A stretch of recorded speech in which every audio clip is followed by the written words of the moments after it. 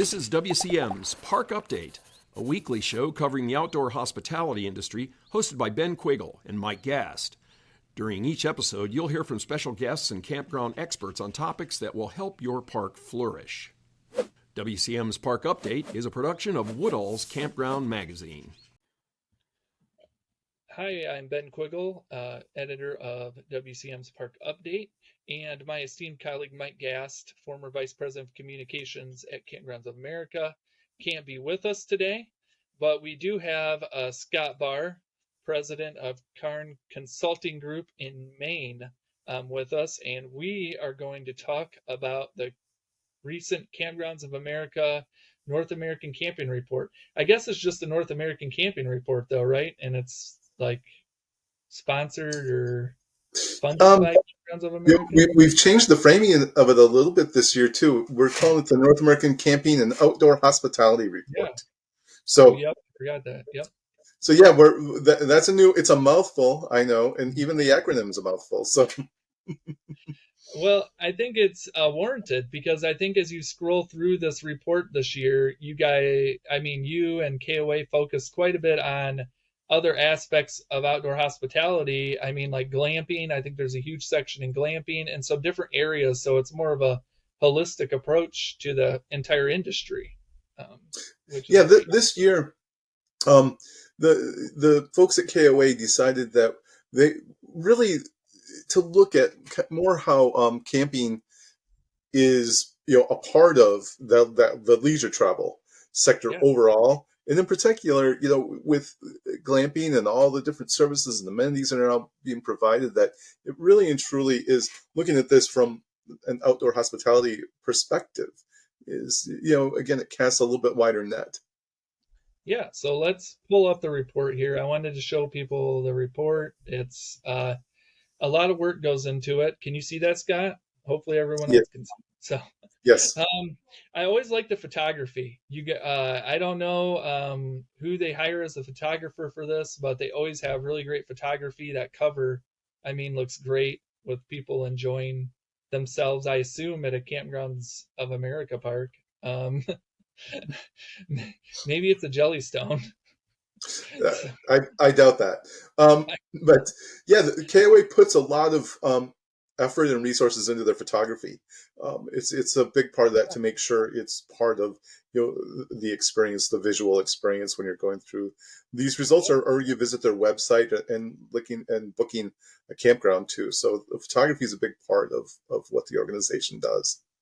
Yeah, and as we scroll through, and I like to talk a little bit about how you guys collect the data, maybe just real quickly here at the beginning. I noticed it mentioned, you have 20,000 households were asked about their camping behavior in 2022 and their plans for this year. That's a lot of households when it comes to like compiling a survey. It is. It's two separate efforts that we've combined. We do the monthly camping survey and report, and some of those results are within this report as well. And we also do a compilation of the overall market too at the beginning of the year. So, and then we bring all those results together to give what we feel is a much more complete picture of the industry, outdoor hospitality, trends. The monthly report now allows us to look at trending, seasonality. So it's a pretty strong effort, and yes, a lot goes into putting this together. I always like to, so I noticed you guys had a page in between now on camping and outdoor hospitality this year, but my favorite page in the kind of the quick hitter page is this key findings. And you can learn a lot about the industry just from this page. But it's kind of interesting, over 58 million households went camping in 2022, 52 billion was spent in local communities, and over 10 million households took a glamping trip in 2022, which I think is a huge number. It's just amazing the growth that's that's been happening. I guess in the 9 or 10 years that you guys have been doing the report, it seems like that household number is just grown quite a bit. So it has.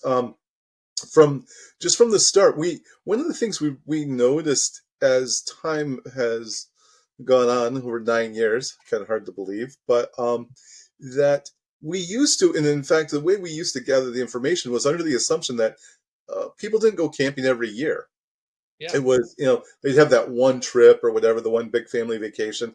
And if something came up, they wouldn't go. They might go the next year. But the mindset is what we've really observed throughout the years, that camping is much more part of the travel mix. The people are going many more times than they used to. And it continues to grow with the influx of all the younger campers and travelers.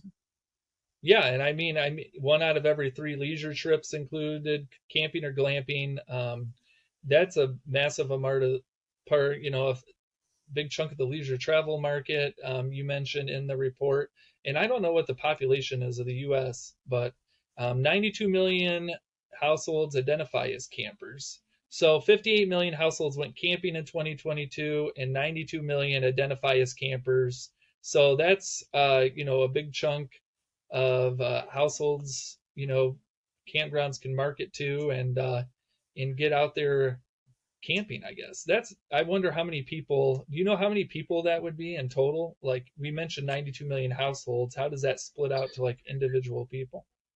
That would be there's about 2.7 persons per household in the Okay. U.S. So about that's about 200 million people in that neighborhood, a little over 200 million. Wow, that's a lot. I haven't looked to see how many people live in the US, but or North America, but that's quite a few people. So um and it was just you guys touch on accessibility, you touch on the emotional well-being that camping kind of gives people. It's just a very interesting report. I think the how much people spend when they camp is such an important topic as we look at like legislative work that the industry is trying to do and what campground owners when they approach local governments. So it's great to see that in there. Did a lot of that come from the Bureau of Economic Analysis, or did you guys do your own work on that front, I We did guess? our own work on that. We asked we in years past we didn't delve into the economic part a whole lot, but Toby really wanted us to dig into that a little bit more. So we asked a series of questions about spend and doing our own estimates on that. So it's really interesting to see how that all plays out. And there are some campers who spend a lot of money in the local areas, and it is a part of the local economies aside from just that the straight up hospitality that's provided on site at a campground or park. It bleeds over into the communities. Yeah, and I think we're seeing in this report a lot of the things that we had been hearing about are still there. I think when you look likely to continue camping in 2023. A lot of 58% of people who tried it RVing for the first time during COVID are still wanting to go out and camp. 57% always work while camping. So we've heard a lot about people still enjoying their time with their RVs, people working while they camp, people just enjoying the outdoors as an emotional, it's kind of emotionally clearing for them to get outdoors. All that kind of stuff. It just kind of solidifies what we've been hearing throughout the last few years, I guess. And I think you mentioned in the report too, 89% of campers share they will not sacrifice a camping trip for other travel options. So that's kind of interesting. So people really are kind of holding on to these camping trips and they don't want to do anything else, I guess, or they don't want to sacrifice it for something else. So, Yeah, right. That when asked to make that trade off, and that's something that we've seen throughout the years, asking that question in one form or another, is that people really their camping trip is pretty important to them. It's um, logistically, a lot of times there's more that goes into it, so you have a little bit more of an investment, but it's also that benefit that they get when they're out there and that experience, because it is more immersive, and people really it's really interesting to see how we've been tracking that throughout the years of how people um, really attach themselves to the experience and Yeah. to see anyway just to see how um, even people who initially may have said that who may have started camping during COVID, or in those years, who initially weren't going to come back, who now are. When we saw that this year, we saw that we tracked that group quite a bit, and they weren't going to come back, and then when the season hit, they did. Yeah, and I think it's interesting too. I think you mentioned in the report the growth in the number of times people are going to camp. So 48% last year camped 3 times or more, 29% camped 2 times or more, and then 23% camped 1 time a year. So I think that 3 times per year number has kind of grown over the last few years too, where you're seeing more people that want to camp more often. So that's positive for the industry. So yeah. And then I think, you mentioned in the report as well the tent camping.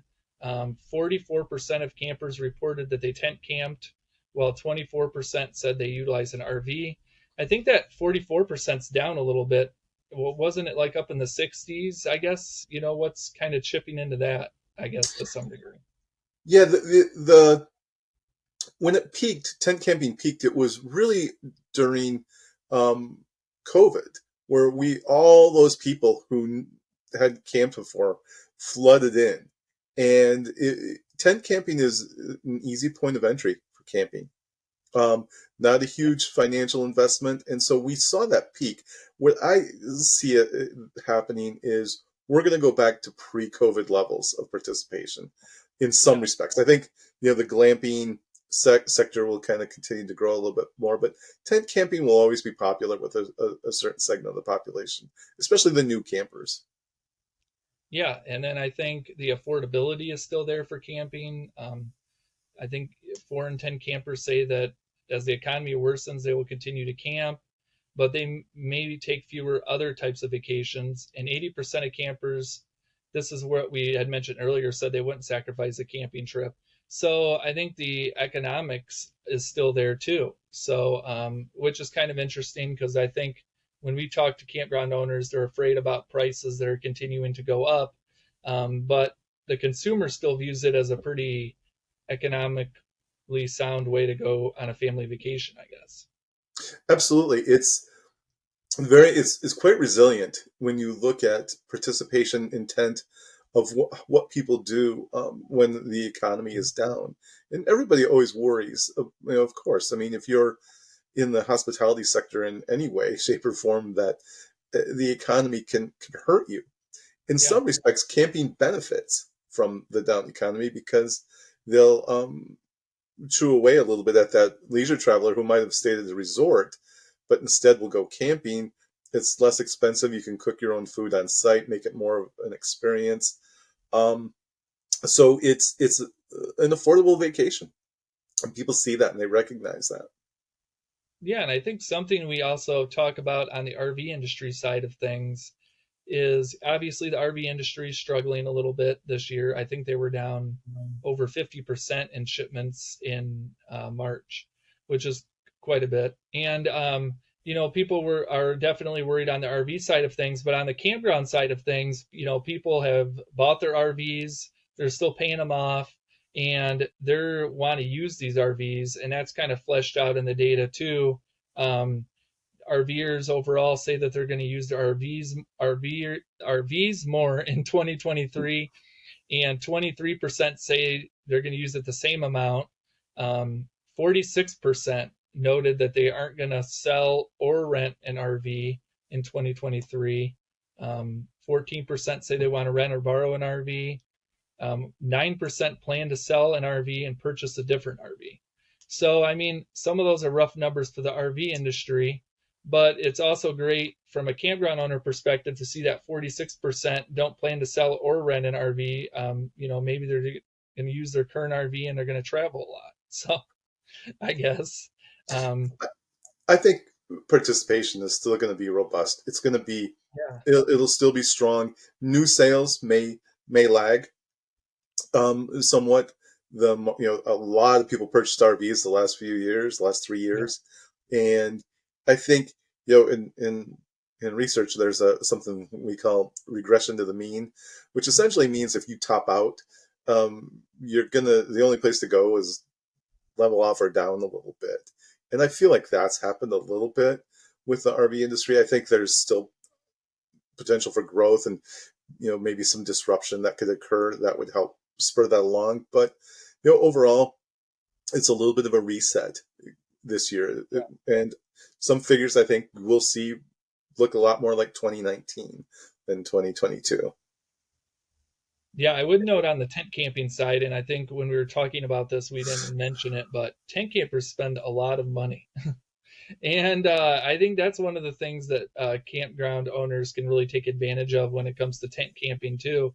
I think somewhere in the report, I can't quite find it, but you mention, they have to come and like buy a lot of stuff at the camp store because it's hard for them to bring in as much. You got to buy ice, firewood, all that stuff to keep your food cold and different things. So that's kind of an interesting aspect of tent camping too.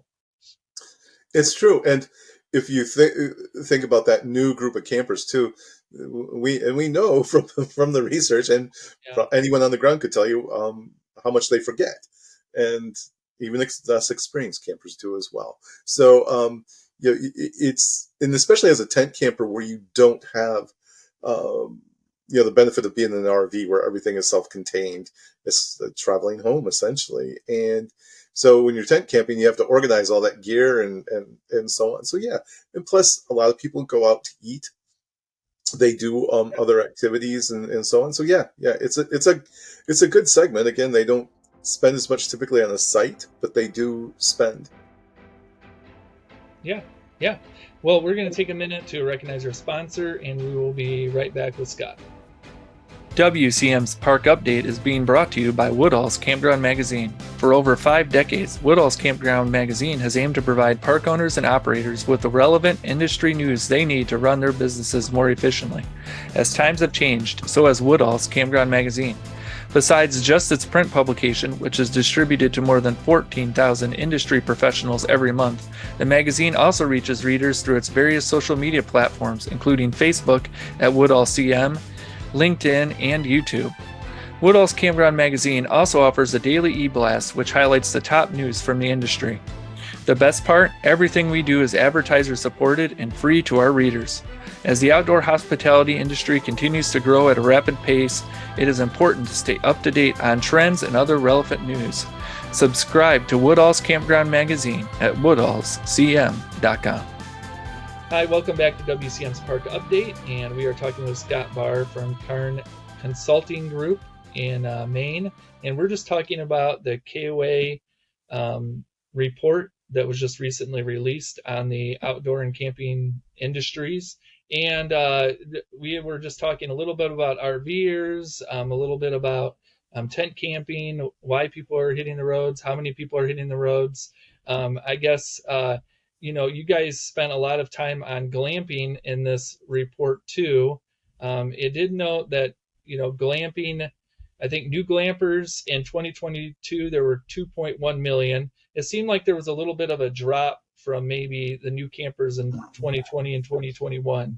Is glamping still extremely popular? Were you surprised? I think in 2021, there was like 4.8 million new glampers. Were you surprised by kind of the fall off there or not?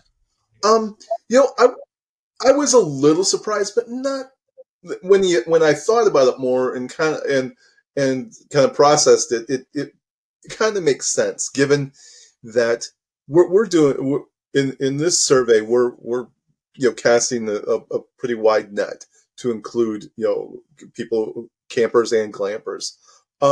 So the newness dropped. It's part of what we're seeing is 2 million new glampers is still, I think that's pretty good, but we had so many the previous years that because again the COVID situation, that leisure traveler who wanted to dip their toes into some other type of travel or to travel at all when a lot of hotels and resorts were closed down, glamping was a great way for them to get into, have being able to travel and have a resort type of experience. So we captured a lot in there. I think in the years to come, what we'll see is 2020, 2021, 2022 will be this blip. We'll see, Yeah. when you start looking at trend lines and so on, you'll see this blip. And then, the trend line overall will resume to what it was before, which is, which was about a 4 or 5% annual increase in new campers.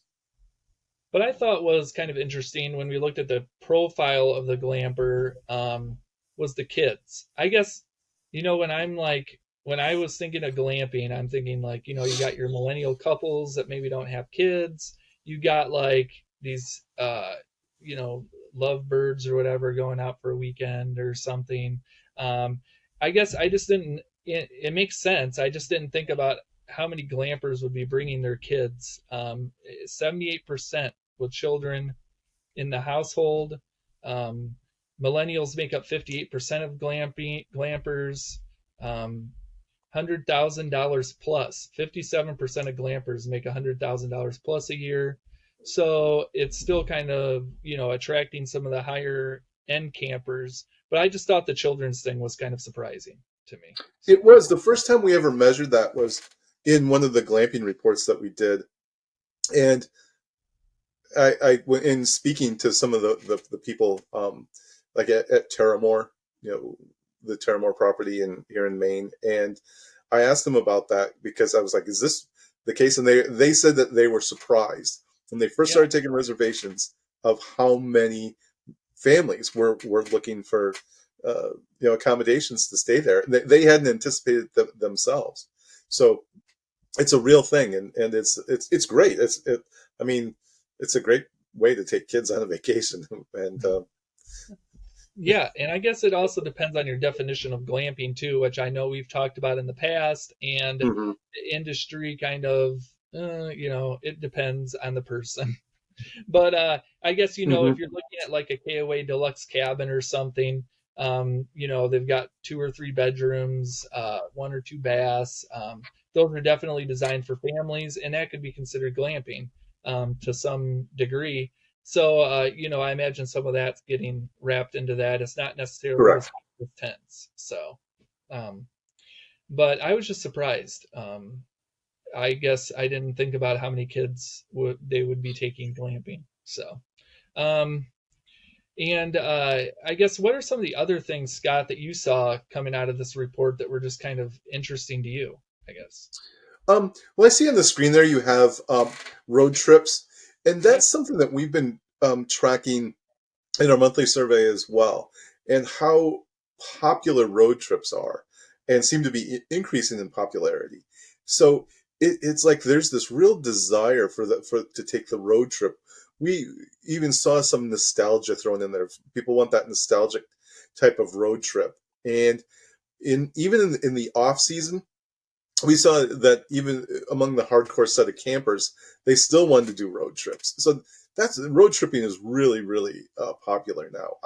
Some other things I think that are interesting is the kind of the people want a real varied kind of a more eclectic experience when they travel and camp, Yeah. and they want to stay at a place where there's a lot to do around them, and there's this interest in like the natural occurrences, whether it's a meteor shower or an eclipse. Or I think, in fact, I think you've put out a lot of information on the popularity of the eclipse that's coming up, Yeah. where people are taking all these reservations, and we're seeing that bird watching has been increasing in popularity. So those types of experiences are spiking, and people want them, and they want them all, and it's not pigeonholed. People want to try all these different things, and Yep. I see that. To me, that's really the food part of it. We have a little one page summary of food travel in the report, and we Yep. looked at that quite a bit. And we first noticed that a couple of years ago in some of the other research we had done, and so we decided to kind of flesh that out a little bit. And we look at we call them the food tourists, and they're it's real popular. It's real common. So and there's this focus on the local areas we talked about earlier, spending money. They spend it on food. There's a lot of food spending. The agritourism, all those Yeah. things are coming together for that that experience that people want. They want to go to an area where they can do a bunch of that and engage with the local people. I think one of the interesting things on the food, we have it up on the screen now on the foods trip thing, is that they'll spend more on their trips. So like you mentioned here, 1,000 the food tourists will spend $1,436 per trip, where all the other types of campers or tourists, it's $1,145. So they're willing to spend a little bit more. They plan to spend money on food, and I think that's probably driving some of the growth we've seen from campgrounds who are really adding a lot of different food options at their parks. Mhm. They're bringing in food trucks, which are really popular right now. There's a park that lives, they're in the same town as me here in Michigan, and they created their own food truck. So they have their own food truck that's at the campground, and then they also take it around the community and do different events with that. And it's a good branding for them too, because they put their campground name right on the truck. Oh, So nice. yeah, so I mean, you've got the branding and you've got the food. They do like smoked meats and stuff. So you can't go wrong if you're a meat eater with smoked meat. So, but then I think as we look at the back of the report, you get into some of the Canadian stuff. I guess, what are some of the Canadian data that kind of surprised you or was interesting? Are they seeing quite a bit of growth in Canada as well? They are, and Canada had, because of the kind of the difference in how they dealt with the pandemic, where Yeah, things were shut down a lot more. There it was a lot more strict. Travel was a lot more restricted. Canada, and I did some reading up on this because we saw some of these patterns, these changes in the Canadian camper. Traditionally, the Canadian camper was much more of a kind of a, I'd call him more of a rustic type of camper. yeah, Camping was a big part of the culture. But then with COVID, what happened was um, a lot of people from the cities, were looking for destinations close by. They're like we saw a spike in like their municipal campgrounds, places that were yeah, close by because of again because of travel restrictions, they couldn't go very far, and we saw that exodus out of the cities. So for we saw that's reflected in some of these results, especially when you look at like working while camping, which really spiked a yeah. lot for the Canadian campers, and that really surprised me. But then again, as I was reading up on what happened in Canada in the last few years, it makes sense because that group of people, those campers, are now out, and they're experiencing the outdoors in much the same way we are here, even though our rates have leveled off a lot more. So Yeah. yeah. Yep. And I think it's interesting. You mentioned in the border part here at the top, Canadian campers, 77% are much more likely to cross the border to travel to the U.S. than U.S. campers. So that's kind of interesting, especially given some of just the natural beauty Canada has. I know it's definitely worth exploring when you well, look at the scene you got here. I mean, that's a beautiful picture. So Hmm. they got some wonderful scenery. So maybe we'll see more U.S. campers starting to go north. Maybe. So. Yeah, I mean, Canada has great outdoor resources. It's yeah. And then I think one of the last things I wanted to touch on for this show, I know we're just kind of glossing over things, so it's definitely worth going to the KOA press room, downloading the report, looking through it. We'll obviously be covering this more on Woodall's Campground in Woodall's Campground Magazine and on WCM, woodallcm.com. Boy, I'm stumbling through my words today. But one of the last things I want to touch on was accessibility. You guys took some time to talk a little bit about accessibility. You mentioned 4 in 10 campers overall suggest that they have at least some level of difficulty walking or climbing stairs, so mobility is an issue. Um, and 1 in 5 report difficulty with everyday tasks or visual impairments. So accessibility is a huge deal for the campground industry. I guess, what did you find out when you were looking at your report, I guess? This was something that at first blush was like, does it really make sense? That we always do that. We kind of do the first test is like, does this make sense? And if so, why does it? And it appears that within camping is viewed in, among a lot of people as being a little bit more accessible than some other forms of travel. Yeah. And so, thus, if it's viewed that way, you're going to attract a larger group of people who may have disabilities and issues with, in accessing, different areas, campgrounds, the outdoors in general. I believe camping is viewed as more friendly Hmm. as well than some other forms of travel. And I think that in general, if you are traveling with someone who has some sort of a disability, that especially many of the private campgrounds, put up a plug for the sponsor here, KOA. If you visit their campgrounds, their sites are level. It's much easier for someone to navigate, and we've experienced this anecdotally. People who are in wheelchairs and such say that getting around to the KOA is much more easy for them because the paved walkways, and that came out in the research, by the way, and people can read that and see that we didn't ask about KOA in particular, but we asked which locations and what things would help make the campgrounds more accessible. And Yeah.